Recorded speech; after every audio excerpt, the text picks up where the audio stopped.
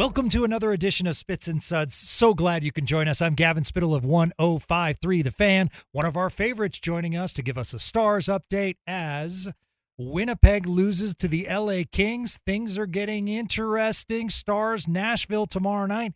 Winnipeg in Vegas. Another tough test for the Jets. Lia Assimakopoulos joins us from the Dallas Morning News. She does such a great job covering our Dallas Stars. How are you, Lia? Great to talk with you as always. I'm doing great. Great to talk to you as well. It's an exciting time for the Stars right Yeah, now. do you have any nails left? This is like a little bit of a nail biter, you know? It's Barely. so much fun. So Yeah. much fun. I mean, just a nugget I threw out on a tweet today, the LA Kings, like that for Stars fans, that's not really a surprise. LA is so dominant at home this year. Yeah.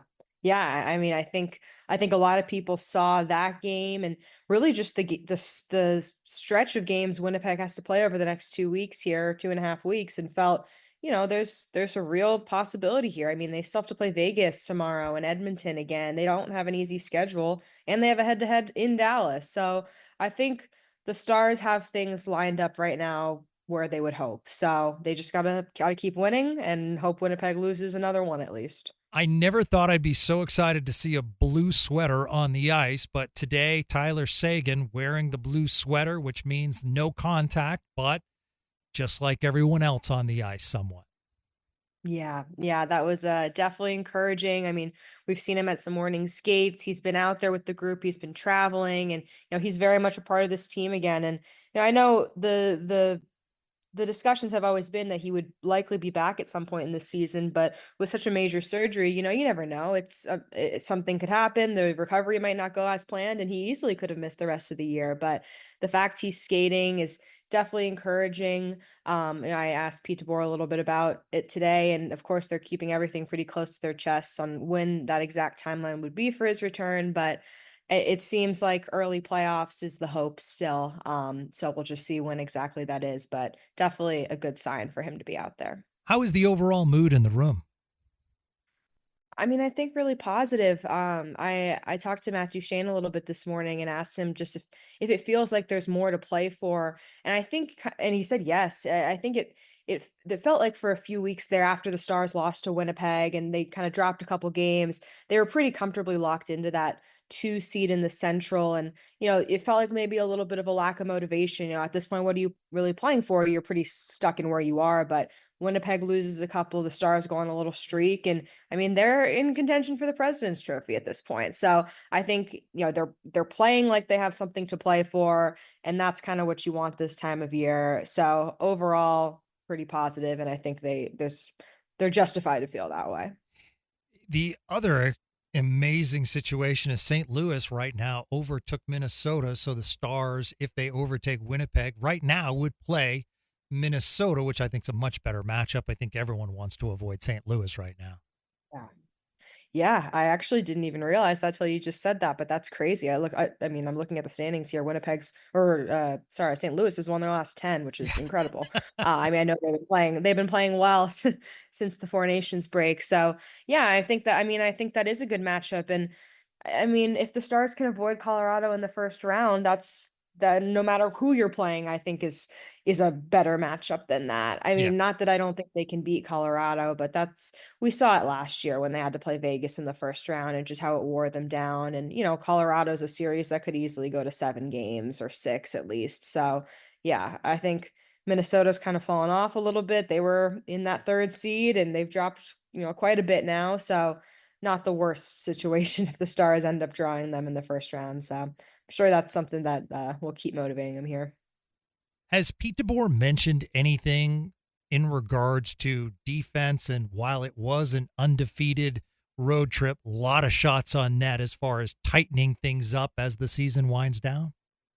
Yeah, he actually addressed that today. I mean, Pete's kind of the mindset of in a long 82 game season, different points of the year, different people need to help you win. And he said there's nothing wrong with our goalie stepping up in this stretch here to help us win. But they had a conversation about it this morning before practice of, wanting to do a little bit more in front of them and help them out because they know it's just not really sustainable to be giving up 40 shots on goal a night is in the playoffs when Jake's playing every other night. So I think it's something that they're aware of, but also, great to see both Jake Oettinger and Casey DeSmith play the way they have been. And, Casey DeSmith is someone that they really did use sparingly early in the season, and they could have continued to do that, but he's kind of forced their hand and made them play him more. And I think that benefits Jake down the stretch too, giving him some more breaks going into the playoffs. So they feel pretty comfortable with what they have in net right now. And it's been fun to watch. Any Miro sightings today? I know that's like the hot I topic. didn't see him. Yeah. I think he just started skating Yeah. last week, so he's on his own. Usually when the injured players skate on their own is before anybody gets there. So I didn't see him, but yeah, Pete did say that Seguin's on. I mean, obviously Seguin is ahead of Miro at this point. So it's more likely Seguin returns first if they don't return at the same time. But I think there's still a possibility Miro comes back, but I really do think you kind of need to be prepared to not have him in the first round, especially if he just started skating last week. And I mean, he had surgery, so it's going to be tough to get him back. I think the regular season's probably off the table at this point in my eyes. But you hope he can be there at some point in the run. So you mentioned Pete DeBoer mentioned the goaltending and the goaltenders stepping up. It'll be an interesting scheduling situation to see where DeSmith plays and where Oettinger plays. You have the Predators, and then you have the Penguins on Saturday, and then you have right back to back with the Wild, and then you have the Right. Canucks and the Jets on Thursday. So that's a bunch of games in a week coming up right now. This is a stretch, and they're very winnable games, I guess, since Mhm.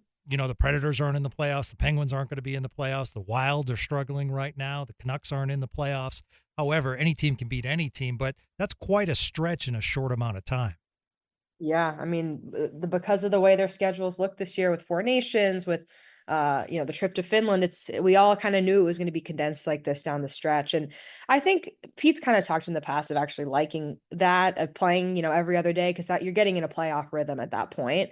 But yeah, it will be interesting with the goaltenders. I mean, I can tell you, I know that Jake Ottinger's playing on Thursday against Winnipeg, but otherwise, I'm not exactly sure what they're gonna do. Yeah. I mean, Jake usually plays in Minnesota, but we'll see. I think also last year, I remember Pete wanted to kind of get Jake used to an every other night kind of schedule leading up to the playoffs. So I wouldn't be surprised if we also see that a little bit here over the next couple of weeks. It's a tough balance between wanting to get him rest while you can, but also gearing him up for what is going to be a game every other day for possibly, 2 Yeah. months.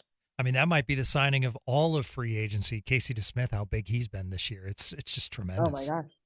Yeah, I think I mean when Scott Wedgwood left, I think a lot of people were, not super enthused about that move and bringing in Casey DeSmith and didn't really know what to expect from him. And I mean Wedgwood was such a beloved, person in the locker room and had such a great relationship with Jake. And I think it's really worked out for the best. And they've got Casey for 3 years, I want to say, at Yep. least 3 years, two. a million. Yep. 3 Three years. three for a Yeah. million each. So I mean, it's really it's worked out. And I can't it's been a couple years since, knock on wood, the Stars had two healthy goalies throughout the duration of the regular season, so that certainly has helped too.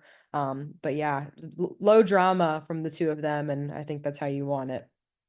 Yeah, yeah, you definitely want low drama. Your experiences with Mikko Rantanen thus far, it seems as though as the games go by, the comfort level seems to be fitting in. What I've been most impressed with, like the other night, I thought for a two-way perspective, he played Mhm. tremendous, getting back on an odd man break and really, preventing the opportunity from really happening. I mean, they got a shot off, but it wasn't as good if he didn't hustle back. And that's what I've been really impressed by is his work along the boards and his tenacity and just, overall, I mean, knew he was a good player, Leah, but I'm really impressed by the two-way. I completely agree. That exact play you're talking about really caught my eye as well. I mean, the hustle.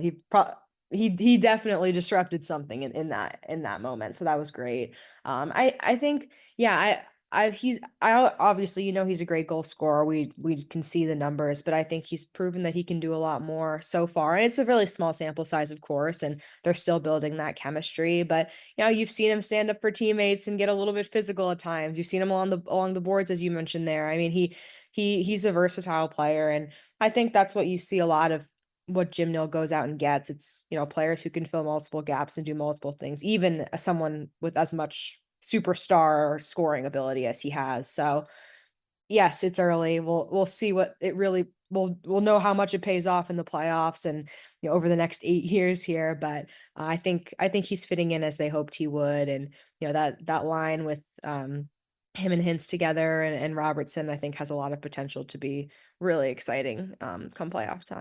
Did you think the Maverick Bork moving up in lines during the game last time was a situation where probably DeBoer and the coaching staff thought he was playing well, and it's like another opportunity to kind of get him going on a different line?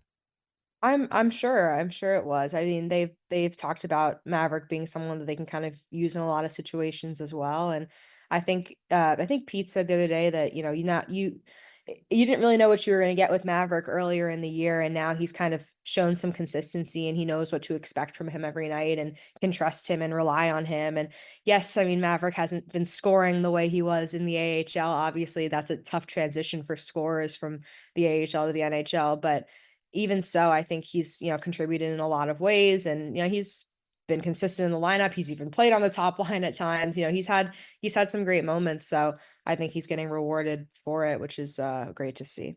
Okay, I remember last year your heroics as far as getting to games due to traveling situations. So I was Yeah. wondering, are you, as the Stars wind down and build up for the playoffs, are you building up for the grind that is about to happen?